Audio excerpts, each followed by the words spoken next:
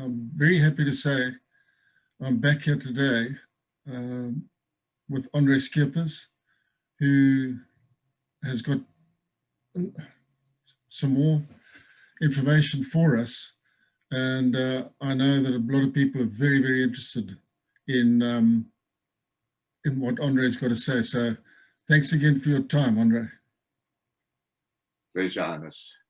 Hannes, I just want to say good morning, good afternoon to you. It's morning by you. I've got you up out of bed early, but it's good to see you, my friend. And Hannes, honestly, I hope you and your family are keeping well. And I just want to say, Hannes, I think you and John are doing a splendid work covering the history of Rhodesia. I personally think that the video series on the fighting men of Rhodesia is currently the most informative, accurate, and authentic voice in the whole world when it comes to covering the Rhodesian story. And so, Hannes, really, I want to thank you for giving me this last opportunity to speak on your platform. What I want to speak about this afternoon will be different to all my other video recordings, because previously I spoke about the actual missions. I spoke about the operations that I went on as a soldier. But now in this interview, I would like to speak about what I experienced as a person, as a soldier. And so if you permit me, I want to shift my focus from the fighting, which I did a lot of, to the person, as it were, from the objective to the subjective.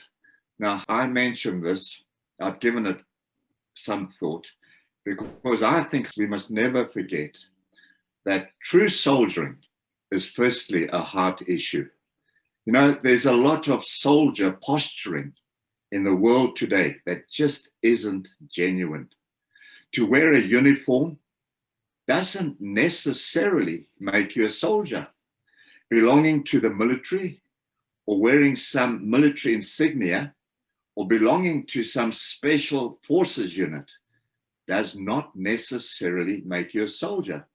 Soldiering is firstly a heart issue. It has to do with your mental capabilities. It's believing in a cause that's higher than oneself and sacrificially committing yourself to that cause. And I believe that if you lack this conviction, then I can guarantee the viewer that you will not have the constitution to lay down your life in sacrifice for your country or for your cause. Because quite simply, there will be no reason for you to be brave or courageous, because your heart will not be in it. And as you know, I'm getting old now. I'm nearly 70 years old. I'm losing some of my marbles, not just my hair. My short-term memory is no longer that good, Hannes. And plus 6 years of constant combat. It was nearly 7, because I didn't end in 1980 because of my intelligence work, has taken its toll on my body, especially my heart. And so, Hannes, if I may just say this by way of introduction, to help me, I will be using and reading from my notes. I've got notes in front of me so that what I'm saying is accurate. And I'll try my best to keep my eye contact with you like I'm doing now, looking into the camera.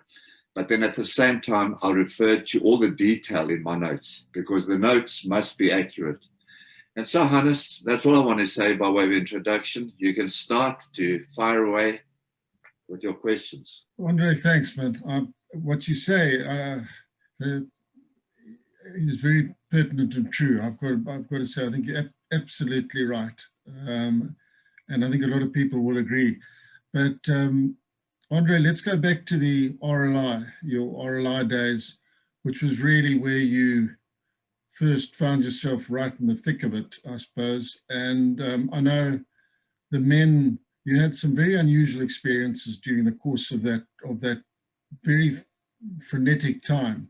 And the men did say to you, Ishe is with you. I think they marveled at the fact that you were still standing. And Alexander Binder in his book reminds us that you were known as I think Scarface for all the number of times that you'd been hit. So your body took its toll during that time, and I've no doubt your mind did. So just talk us through the RLI experiences again, please. No, with pleasure, Hannes. That word Ishe, by way of interest, I think is the Shona word for God. And so what the men were inferring is they felt that God was with me. You know, Hannes, I was brought up in a very strong Christian home. My family are all evangelical Protestants, and they served the Lord in the Dutch Reformed Church. And my mother told me that with my birth, there were severe complications because my head was too big.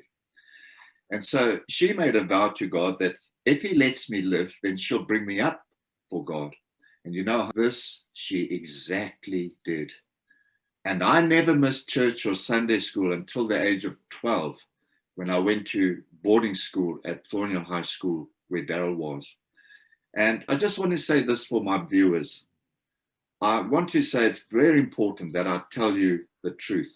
I will not lie, because by lying, I stand to gain nothing. It would be a stupid thing.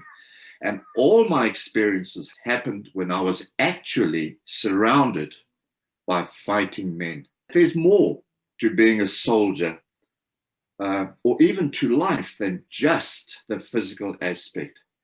For people to see me just as a physical soldier, because I get hundreds of emails, I can't answer them. They want to know about my soldiering exploits and how I did things. But, you know, to see me just as a physical soldier is not to know me. And really, it's to miss the essence of what made me the kind of soldier I was. And so, having said this, I sincerely want to appeal to my viewers to listen carefully to what I have to say. And all I can say is, please do me this favor. Hear what I have to say, yes, and make your own sensible judgment, because I trust in your honest integrity. So I want to start with my background. You know, during my military career, I did believe in God. I've always believed in God, but that was it. I had a religious background, but I was not a Christian.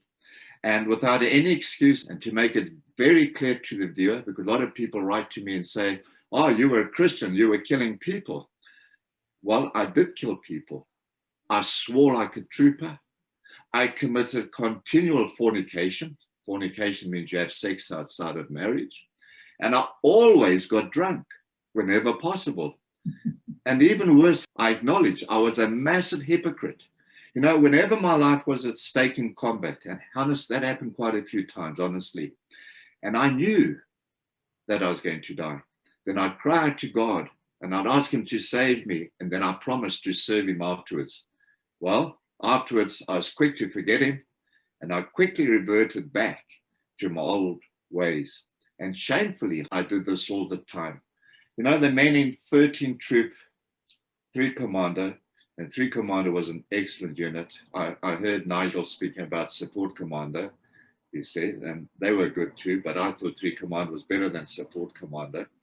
But the men in 13 Troop will bear me witness that before I went into combat, sometimes twice a day, Hannes, twice, I explicitly ordered them not to use the name of Jesus Christ as a swear word in front of me, because it offended me.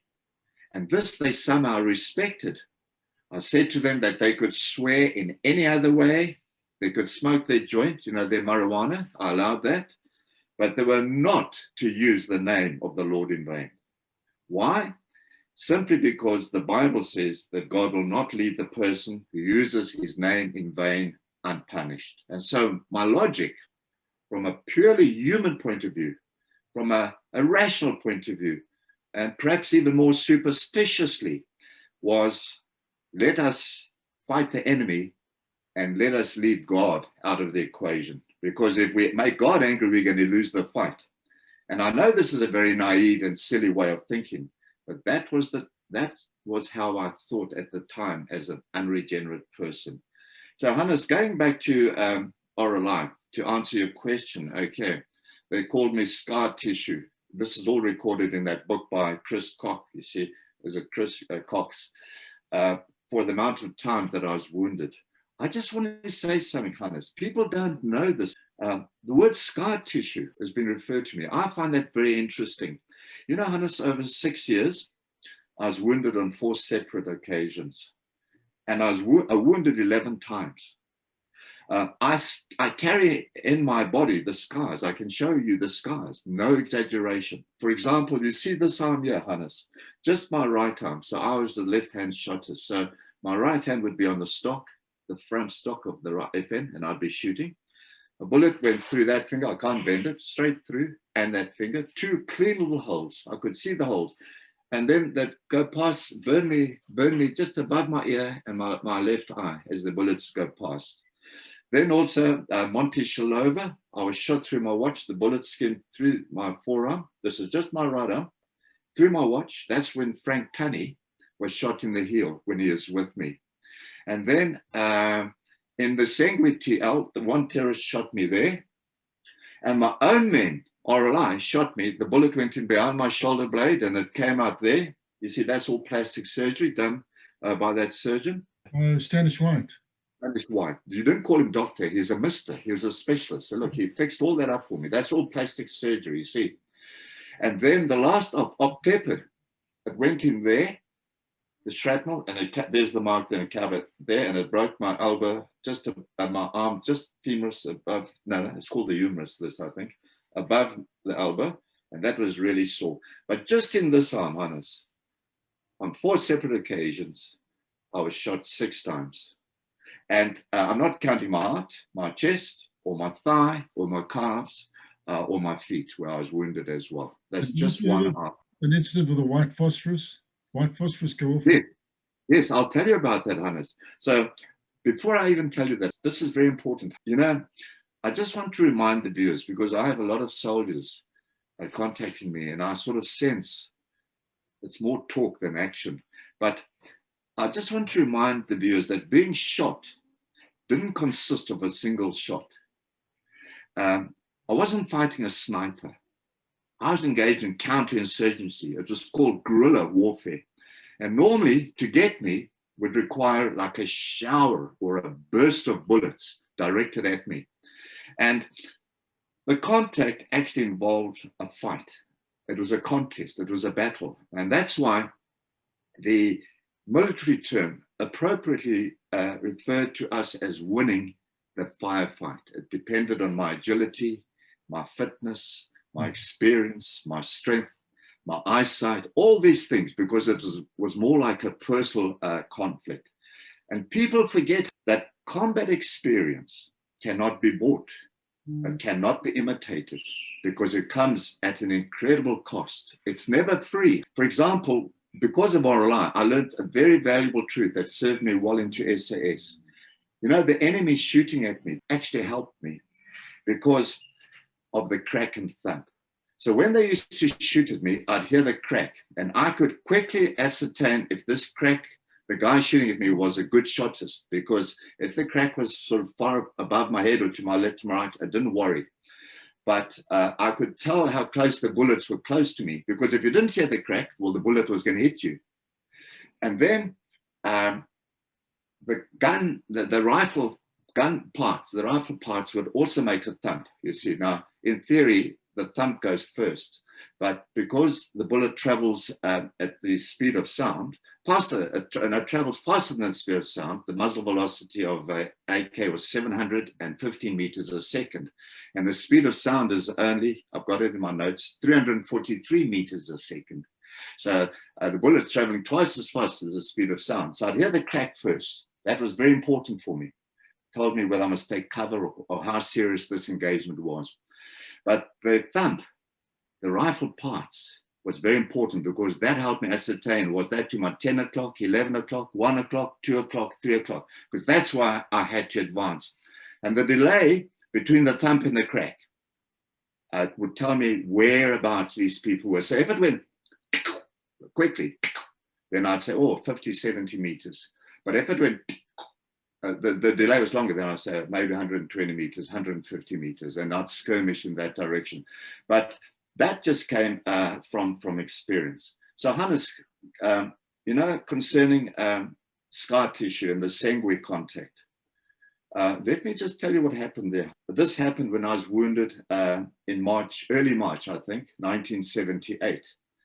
And I was shot in the chest, I was shot in the thigh, my right arm received a direct hit through the humerus. You see, so Hannes, I couldn't find my arm. It was lying on the side here. And I looked up and I used my left hand to bring my arm around like that, because it was just hanging on that piece of meat there.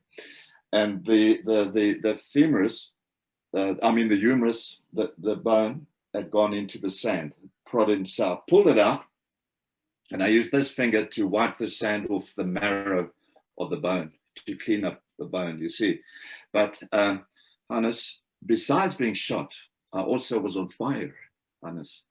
And my white phosphorus grenade had exploded on my chest and it set me alight. And so I knew if the bullets didn't kill me, because I lost over 4 pints of blood, I think there are about 10 pints of blood in the human body, then surely I would have burnt alive, because I couldn't dose the fire that was engulfing me. My canvas chest webbing, which had an oil base, remember, to keep the webbing waterproof, was set on fire, and the smoke from the burning webbing, with 5 full magazines, I think, if I can remember correctly, was very strong and was busy asphyxiating me.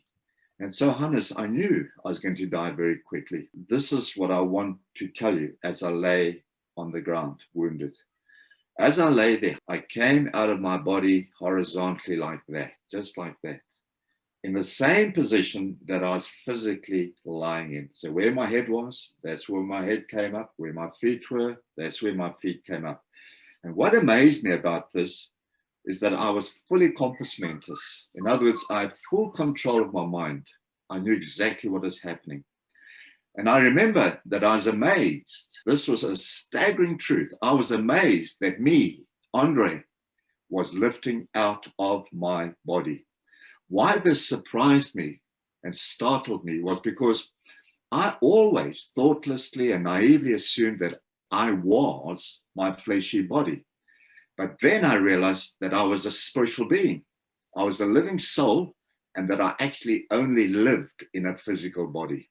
And so my body was like a spacesuit in which I lived, and I communicated with my surroundings through my 5 senses. Anyway, me coming out of my body gave me such a big fright that I remember putting my right hand to my mouth in utter astonishment. I went like this. It was a bigger fright than actually being shot. It was a truth that utterly changed my thinking about existence. But amazingly, even though I was like a spirit being, I still had a spiritual body with limbs that could move and see, and I could still express myself just like when I was in my physical body. And even more amazingly, I had absolutely no pain. And I could freely and effortlessly move around. And after I'd lifted out of my body horizontally like that for about 6 feet, I righted myself. I did that. I stood up, you see. And now I was in a standing position and I could observe everything around me. Now, this is what I absolutely saw and heard. Firstly, the air around me seemed shiny and very inspiring and invigorating. It was almost like effervescent. It was like that. And everything was so clean and pure and beautifully refreshing. And then I looked down at my mangled and contorted and burning body. And again, I realized that my body wasn't the real me, because the real me was viewing my body from above. And my body looked terrible, and yet I had no pain. And then I looked around, and I don't know where I was, but everything was so clean, and it was so wonderful. And I had this awesome sense of freedom. And I liked what I saw, and I sensed. And I didn't want to leave this kind of place, because it was absolutely lovely and peaceful. But then I heard a voice. Now, I don't know where the voice came from. And it said to me, Andre, you shall not die. I heard the strength 5s. And as I said, I wanted to remain in this place. But then after the voice spoke to me, I slowly started returning back, descending back into my body. And I was in the same old dreadful pain and anguish and agony that I was in before. And when I was cast back to the MSU, that's the mobile surgical unit. Remember, that was the theater in the bush to save wounded soldiers. That was in Mbalahuta. My whole body was lying in blood up to my ears in the stretcher.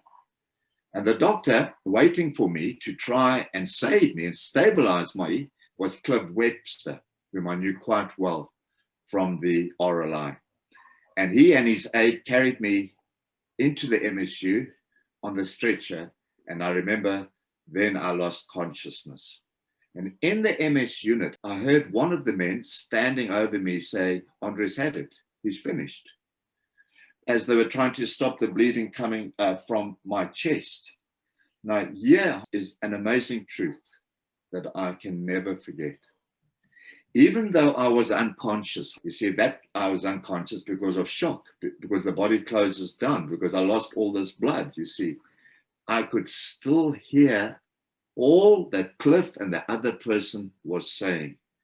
And I did try and respond to them by saying, I'm not going to die, because I heard God say to me that I will live. But they couldn't hear a thing that I was saying, even though I was actually talking. So what I learned from this is a very important truth that served me well as a pastor when I was around my dying parishioners, and there were many of them.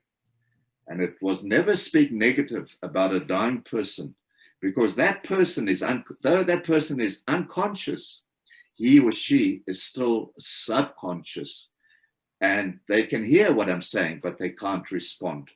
And so I therefore request my dear wife and my loving family to read scripture to me when I am busy dying. Because a person at this point of eternity doesn't want to hear sympathy or jokes or hear condolences. I want to hear eternal truth. I want to hear the word of God before I meet my creator and my maker. And that's a very important truth, Hannes, that I want to communicate to the world. I speak as a soldier. It's not cognitive psychology. I did psychology at university. And it's not just irrational speculation. It really happened. This is what I experienced. Let me tell you this. I did fully recover. And 6 or 7 weeks later, I was back in action, and I had another huge contact towards the Grand Reefway, and I was nearly killed again. And this time I was tied in with, we deployed, it was Lieutenant David Greenhalgh. He was 12th Troop, and I was nearly shot. And guess what, Hannes? I forgot all about God. I didn't even have the courtesy to thank God for what he did for me. I went back to my previous life. I enjoyed my woman, I enjoyed my sex, my drinking, my raucous life. That's all that counted with me. Now, I'm ashamed to confess that, but that honestly was me. What a stupid person I was. Well, you were in touch with David. He was a wild man, but I know David. I don't think drank at all during his military career. He drank a lot afterwards, but during that time he took it all very, very seriously. Our late friend Dave Greenhalgh. But Andre, let's just move on to Barajem. I know a lot went on, ambushing the trains there, and you had some interesting experiences there that I know that you want to talk about. This is when you were busy trying to cut the supply lines coming up from Mapai and Maputo up closer to the Rhodesian border. Hannes, I'll be very brief now, okay, because I don't want to take too much time on this. I won't repeat the experience because, Hannes, if you remember, they can listen, the people can listen to that video. That's episode 43, where I explained that. But this all happened around about, I think, May 1978. But once again, I went into some kind of trance and I left my body and I saw the heavens on fire and I saw millions and millions of people dying from east to west. As far as the horizon stretched, I just saw men. all dying, perishing. They were like matchsticks. And their faces were ashen gray. And their faces were gripped with the fear of death. And they weren't dying from bullets or from artillery fire, but they were dying from the fire from above. And this was truly a terrifying sight for me. So when I came back into my body, I quickly ran to my men. The whole call sign, I gathered them around me before the train arrived, and I told them exactly, in all earnestness, what had just happened to me. But what I realized in that was that, unlike what so many people or soldiers think, warfare is not just about flesh and guns and bullets and blood. I realized in that vision that there's also another realm, not just the natural realm, it's called the supernatural realm, where spiritual warfare is also happening. And that a lot of the earthly outcomes are first the result of what happens in the spiritual and the invisible realm. Well, Hannes, I've had dozens and dozens of emails about this, mainly from Christian people saying, well, what did that all mean? Well, to be honest, I'm not sure. But if you had to ask me, after being in the ministry for 36 years and using scripture, I think that has to do with the end of this age, at the end of the world, when the Lord returns, when judgment takes place. But I'm not sure about that. But it was a horrific sight. Andre, Monte Cassino, another very large-scale running battle that went on for quite some time and was fought fiercely on both sides. I know you had some experiences there that you'd like to talk about. This ops recorded in 3 books. And they spoke about these strange things that happened. But I'd love to share it with you, Hannes. You're quite right. It's a well-recorded op, and it tells us about how the men interpreted their situation. Not me. That's how they read the situation. And it was a unique experience, Hannes. This happened on Thursday morning, the 13th of September, 1979. And as I've already mentioned, took out the Tropper Scatter, company strength, on top of the mountain. That op was also called Monte Shalova. And on exit, we walked on the road, and we bumped into a Frelimo mobile that was waiting for us at the T-junction. And so in effect, Hannes, what happened there? We walked straight into a mobile ambush. Now, for the viewer's sake, because I don't think people out in the world will understand, they don't know what a mobile is. Well, I want to tell you, it is a serious enemy force, very serious enemy force to have a fight with. Basically, a mobile is a mobile armored convoy consisting of about 3 to 5 vehicles. And each vehicle carried a full complement of armed soldiers, in this case, Frelimo. And it also had mounted on it a medium machine gun called a 12.7. Now, the time this all happened was about 4 o'clock in the morning. It was still dark. And we were approximately 70 meters in front of the mobile when we heard the command voice, "Halta, halta." That's the Portuguese word for halt, stop, coming from the mobile. And we immediately skirmished for cover. The 3 MNR guys that were in front of me immediately opened fire. And at the same time, they were shouting and profusely swearing at the Frelimo. Now, I mention this, Hannes, because that was a very unusual response for me because of the volume of the swearing being done by them. If I had to locate them, they were swearing louder than the gunfire. So I would have found them straight away and shot them, you see. But this is how they were swearing at the Frelimo. And it was unusual for me because normally I operated on stealth and I honestly made no noise. So I spontaneously, when this happened, Hannes, I ran for cover to my nearest side of the road, which was on the left side. And the rest of my call sign, under Sergeant Berry, Dave Berry, who had also since then been killed, he ran to the right of the road. Now, unfortunately, Hannes, my side of the road was a level embankment, whereas the right side of the road had a sheltered water drainage gully with some big rocks. And I realized that I should have gone to the right. But, it was dark and I couldn't see the road very clearly. And so I could make out a faint outline of the mobile in front of me. You see, I could see it there. And I could see some Frelimo figures moving around their vehicles, shooting at us. And the firefight, honestly, was extremely heavy. And it lasted for about 30 minutes. It just didn't stop. And all along, I wanted to dash across the road to get to the rest of my men. I wanted to get back to my call sign. I was the officer in charge.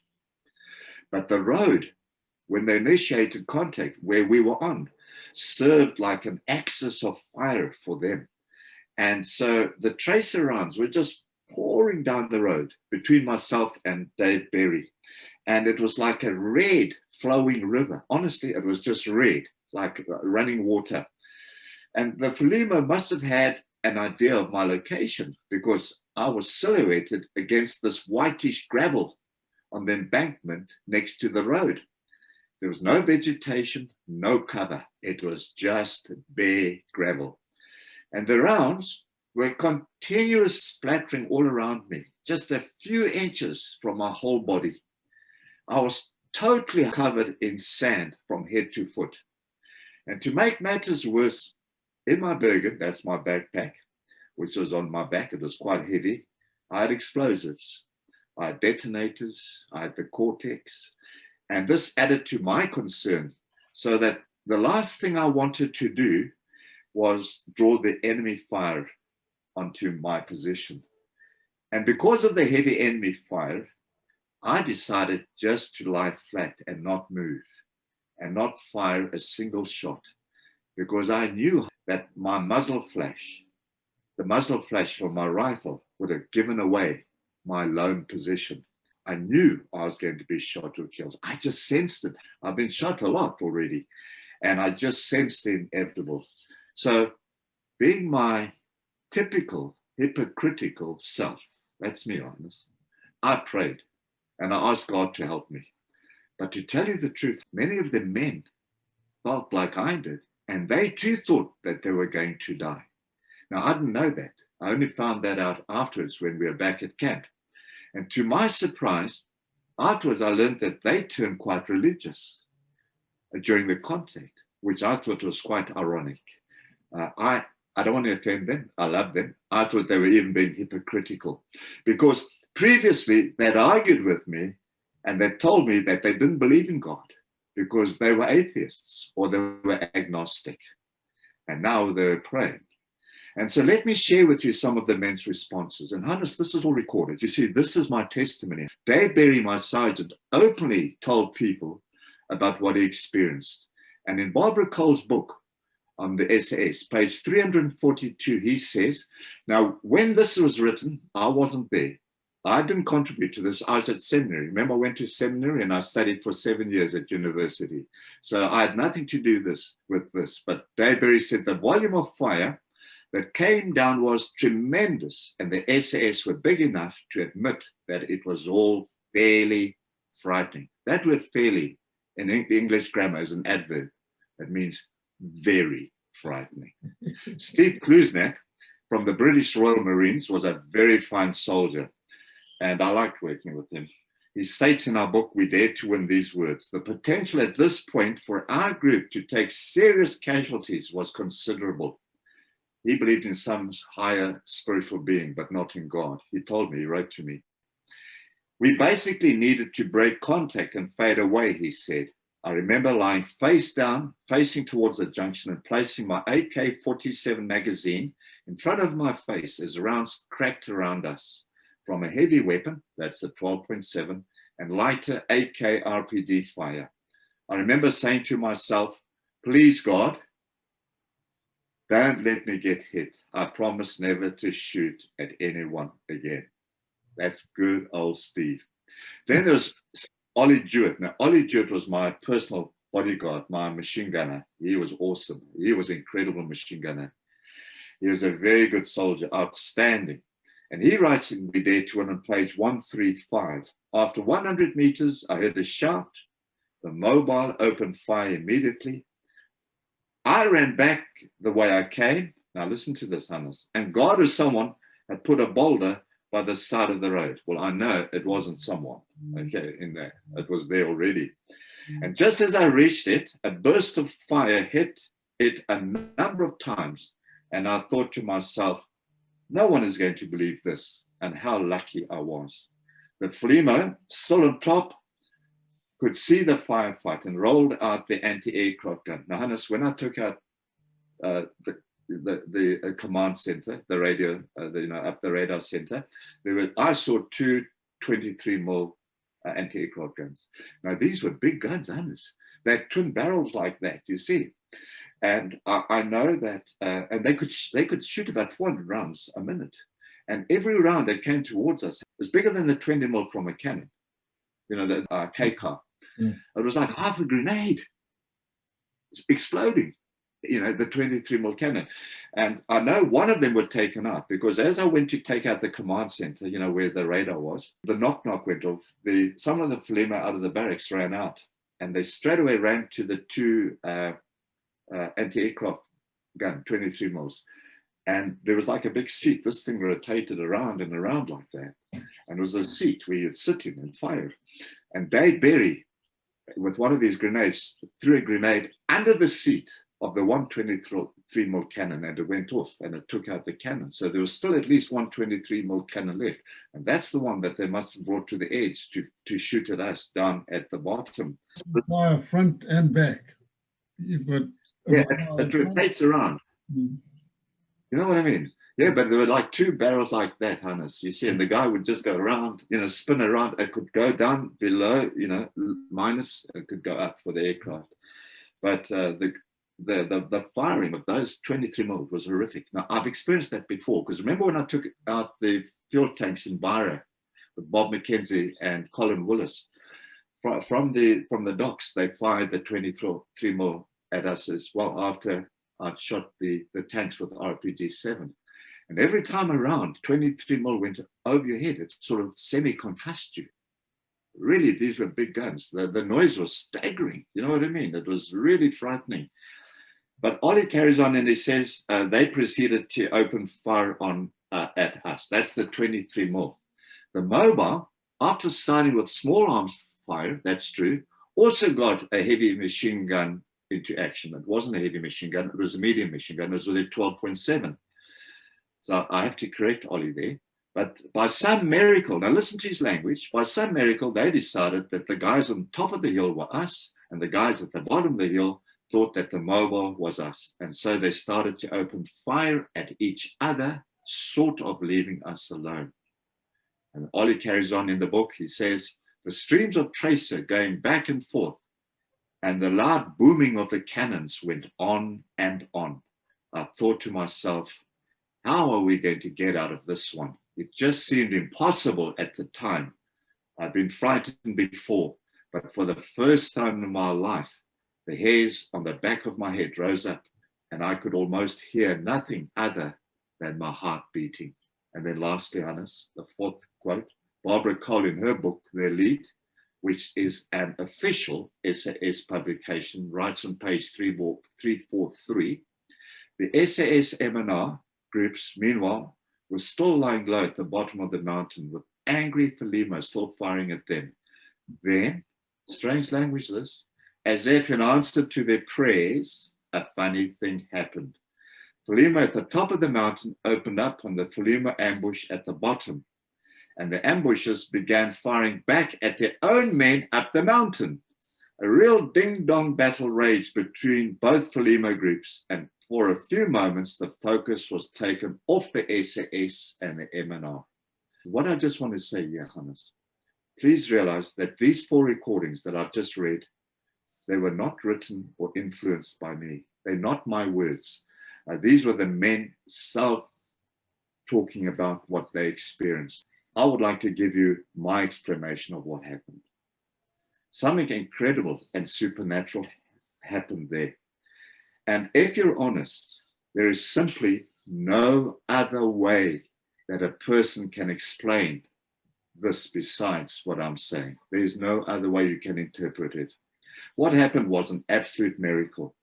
The 2 groups of Flemo firing on each other were just like the story in the Old Testament that's the Bible, where God caused the Midianites to fight each other, giving Gideon, who was a judge, the victory. And so this is a reference. In Judges chapter 7, verse 22, we told these words. The Lord caused the men throughout the camp to turn on each other with their swords. They were confused and they started killing each other on the same side.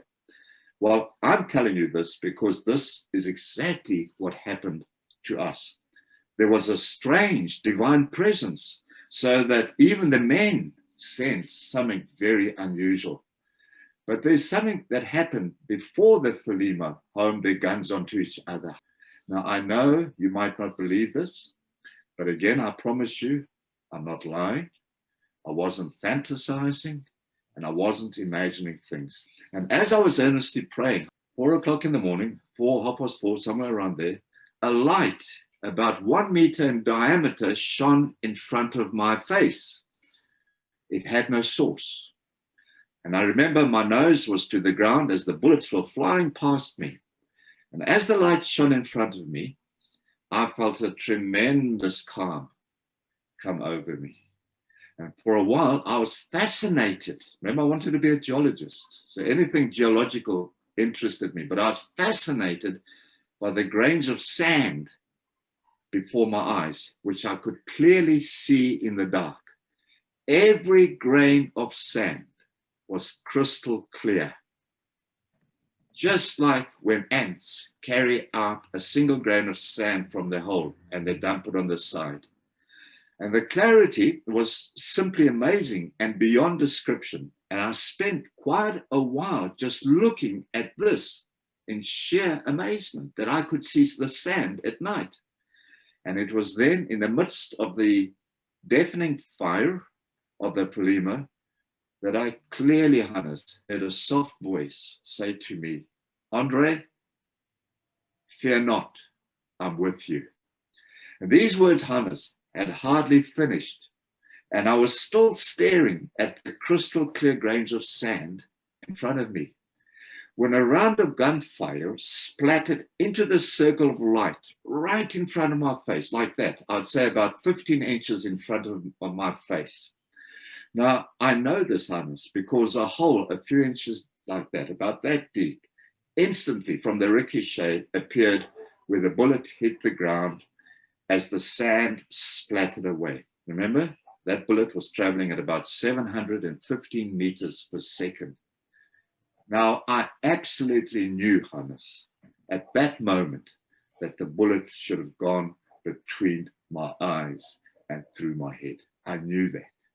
And also the blast from the spraying sand in front of my eyes should have destroyed my eyesight, or at least destroyed my eyes. But Hannes, believe me, nothing happened. Nothing. The bullet and the sand simply vanished. Nothing happened. Honestly, I can't explain this. I don't know what happened to the bullet or the splashing sand that I saw. And yeah, Hannes, something happened. I felt a kind of warm strength come into my body. And from lying on the ground with a heavy burden on my back, I did a handstand flip, Hannes, just like, the professional gymnasts doing the Olympics. I flipped right onto my feet without my knees even touching the ground. And this was a sporting feat that I could never do in my life, even when I was the strongest and the fittest in my life. I then fearlessly walked across the road because the fire had lifted from our immediate position, because unexpectedly the mobile was now shooting at the Philima on top of the hill, and the Philima on top of the hill were letting their own mobile have it with their 23mm cannon. And honest, it was quite a firefight going on over my head. And the bullets that were passing over our heads was like shattering cracks. And I gathered the men on the right side of the road. I made a big dog leg to the right of the mobile, just as the first two T-34 tanks arrived. The dawn light, I can remember, was just beginning to come over the horizon. And the front tank veered off the tar road into the bush after us to chase us in the semi-darkness. And I remember us just running hundreds of meters for our lives. The tanks just as intelligence had briefed me, had arrived from the nearby town called Dondo. I'd forgotten that name in my previous interview, but it's called Dondo, which was about 5 kilometers away. Now, the whole episode, Hannes, I think lasted nearly an hour. But please, Hannes, be assured, I'm now nearly 70 years old, and I will never forget what I experienced. What I've said is my life testimony. I was not hallucinating. I certainly did not imagine things. What happened then was just as certain as I'm sitting here in front of this camera and speaking to you. Generally, Hannes, as an officer, I was quite rational in assessing our situation. I think as an SAS officer, that was part of my qualification. And I'd learned to do this in order to get tactical advantage over the enemy in order to win the firefight. And normally I did win the firefight, but in this case, it was an ambush. So I just thought I'd tell you that. That's what actually happened. Fascinating stuff, Andre. I know it doesn't end there. Back in the thick of it again, Op Tepid in Zambia, which was another ferocious engagement involving a lot of firepower and a very, very spirited resistance from the enemy. But I know you had some interesting personal spiritual experiences there as well. Yes, Hannes. Thanks, Hannes. This is the last, then I've finished. Okay, Hannes. I don't want to hog the limelight, but I must tell you this experience because it wasn't personal, it wasn't private, Hannes. This happened on Op Tepid. We were chopped in at dawn on Saturday, the 20th of October, 1979. It was the evening. And what was unique about this op was that that night, the night before we marched in to take up our assault position, I had a dream. This dream shattered my very core. It was no ordinary dream. And so when I woke up early next morning, now it was Sunday, the 21st of October, I did something very, very unusual. As I was putting on my webbing, getting ready for the assault, I spoke softly to myself and I said, I remember, here goes God. I will see if this dream was of you. It was a very unusual dream. It really disturbed me. And the reason for me saying this to myself was because, according to my understanding, Hannes, according to my logic, it seemed impossible for this dream to be fulfilled in my life. It just couldn't happen. I couldn't see it happening. But what was also critical about my action is that I took the opportunity then to quickly tell the men around me about my dream. I told them what I had dreamt. Now, why critical? Because thinking about it, in retrospect, without me being aware of it, by me telling the men beforehand, it confirmed what I had dreamed. Because what I saw in the dream actually came to pass exactly. Now, I couldn't have made it up. I couldn't have imagined it because afterwards, the men that were with me saw for themselves what had happened to me. Now, you and I know that no human being, no rational mind is able to do this or even make up the events or its detailed sequence before the time without being shown to be false. So as I was fitting on my webbing, I told the men that in the dream, I clearly saw 4 things happening to me. And I just recited the dream to them. Firstly, I saw myself flying through the air, wounded for some kind of blast. Secondly, my right arm there was broken above the elbow from some kind of impact. Thirdly, when I landed on my back, I remember bouncing a few times because this blast took me right up like 6 foot into the sky. But also, Hannes, in the dream, I was relieved. I remember that. I was relieved that my head didn't crash against the surrounding rocks, which would probably have broken my neck or caused severe concussion when I landed. Now, please understand, these 4 things I clearly told the men in advance. And I remember them saying to me, very sincerely, by the way, they said, please, sir, just be careful. Anyway, here was my thinking dilemma. How could this dream happen to me? Because the whole of A Squadron was involved in this assault. It was 120 men going in to do the assault. I was not alone in this attack.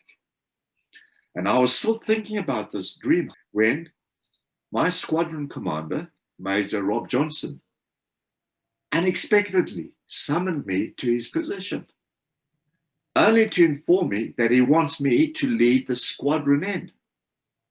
It was about a 2-kilometer march in to Op Tepid, you see, to the actual camp, and to do an assault on the enemy position. That I was tasked, I know you understand this, but that I was tasked to lead the SAS men into battle, for me was a great honor, Hannes.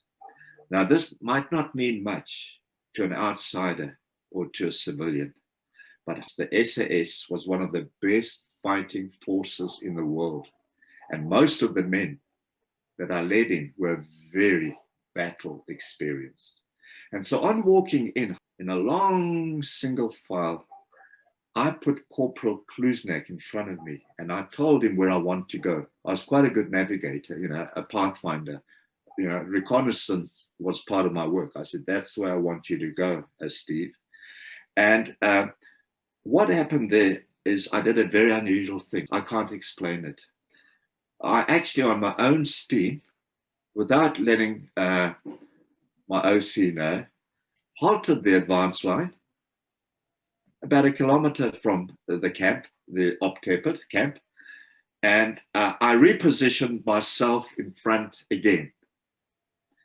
And then we set off again, and we had only walked a few hundred meters when I unknowingly walked into their minefield that they had set, that Zipper had set at the base of the camp. Now, I didn't know about that minefield, Hannes, because the reconnaissance hadn't informed me about this. It wasn't a well-done reconnaissance because they themselves didn't know about this minefield.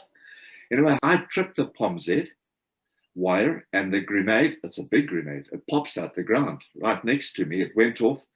Well, the rest is history, according to the dream. It happened exactly as I dreamed. The blast threw me up about 6 foot like that into the air and threw me back quite a far distance. But incredibly, this is what happened. The same time this was happening to me, the whole dream that I dreamt that night was being replayed to me in slow motion, frame by frame.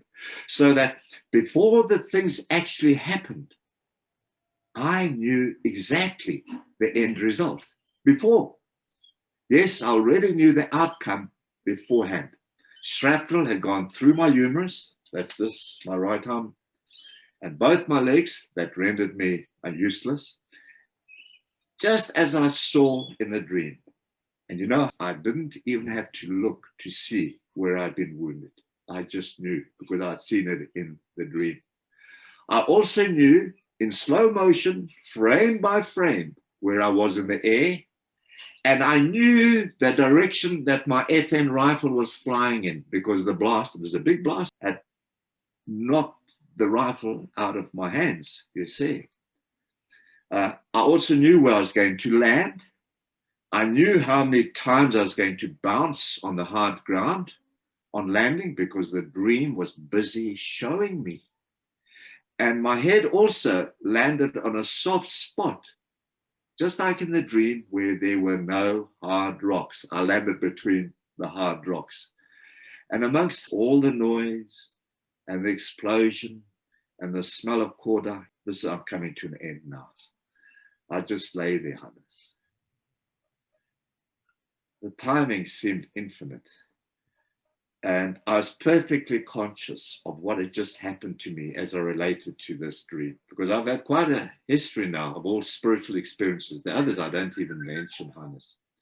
I was pretty immobilized in my right arm and both my legs, as you see in those photographs. And I remember, Hannes, just looking up into the sky. The blue sky was beautiful. It looked infinitely deep and crystal clear. I know I sound a bit poetic, but that was me, you see. And I thought to myself as I was lying there, because now the men were surrounding me to protect me, I thought to myself, what is life all about? What is life all about? You know, Hannes, I've been wounded on 4 separate occasions, total of 11 wounds in my body, 6 years of active combat, blood and gore, sacrifice, fighting, killing. I just absolutely knew the truth about what I'd experienced. And so, Hannes, in resignation, as I was lying there, I softly said, "Oh Lord Jesus, please forgive me of all of my sins and come into my heart." And you know, Hannes, that was the start of my pursuit into the ministry. 36 years, Hannes, full-time ministry, now retired, but I'm still serving the Lord and I'm still evangelizing in all the schools that I go to.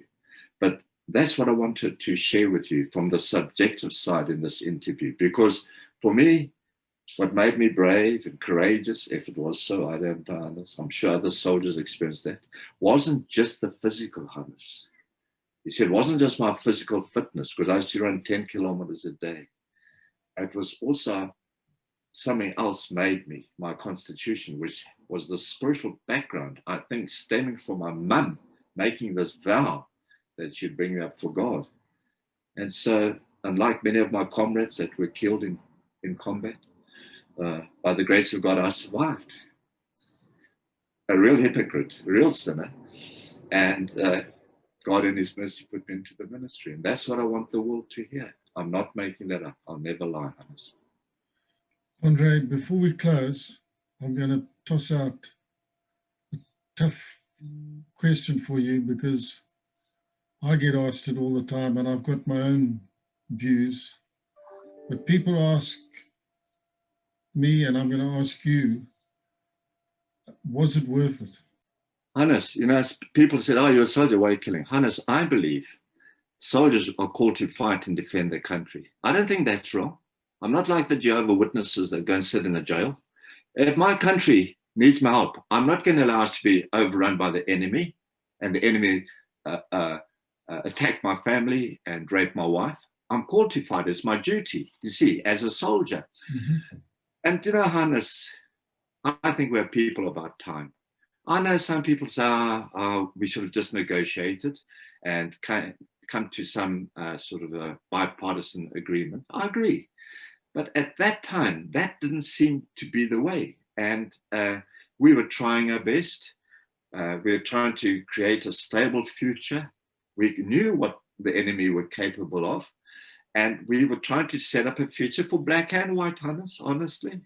I had no objection to black majority rule, but I wanted it to be in such a way where it's not communism coming in and taking over, you know, dictatorship or some kind of totalitarianism. I didn't want, we couldn't change it. We were people of our time. That's how it happened, Hannes. And you and I now, 50 years, look back and we see this, and it's always easy to be wise in hindsight.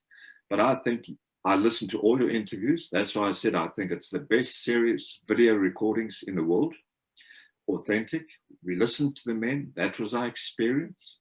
I don't think we were racist. There was a racist element, but I was quite prepared to find some negotiated settlement. I think Ian Smith, we were all trying to do that, but we didn't do that. And so we know the outcome of all what happened. And a lot of what we feared, Hannes, came to pass.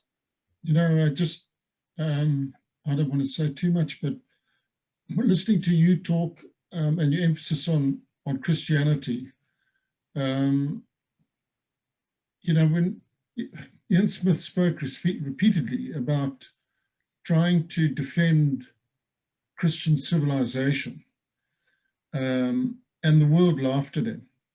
Actually, he was ridiculed. This was a voice from the past. But when you think about it, he was right. There was a lot to be said for what we were trying to do in that country.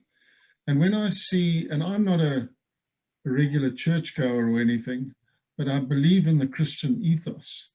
And I see what's happening in Europe and America.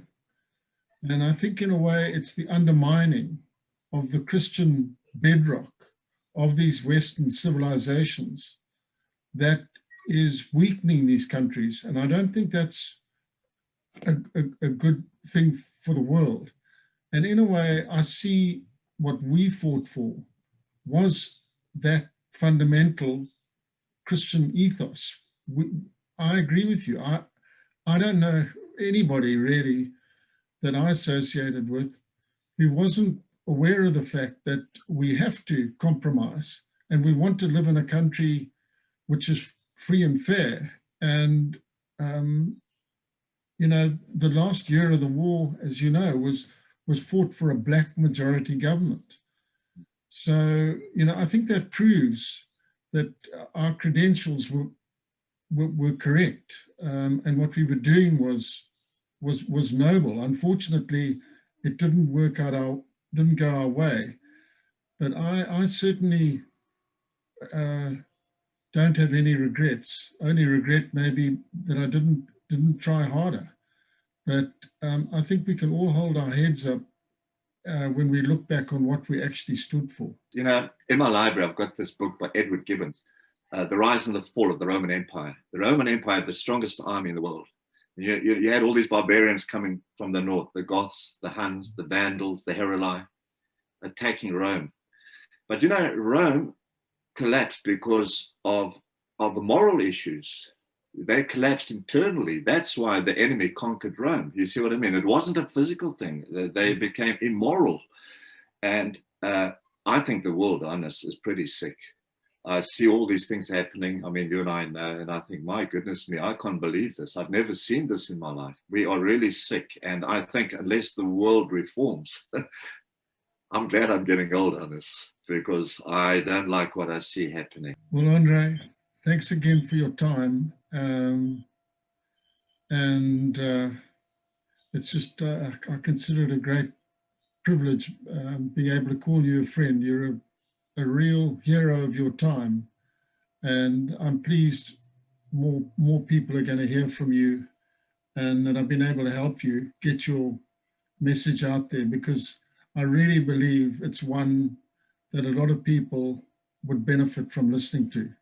So I thank you most sincerely. Thank you, Hannes, for giving me the privilege, the opportunity, and all your video series. I love watching them. I think they're wonderful. But Hannes, you have a good day. Okay, sorry for getting out of bed so early. Does me good, Andre. Okay, Hannes. Cheers, Hannes. Cheers, Andre. Bye-bye.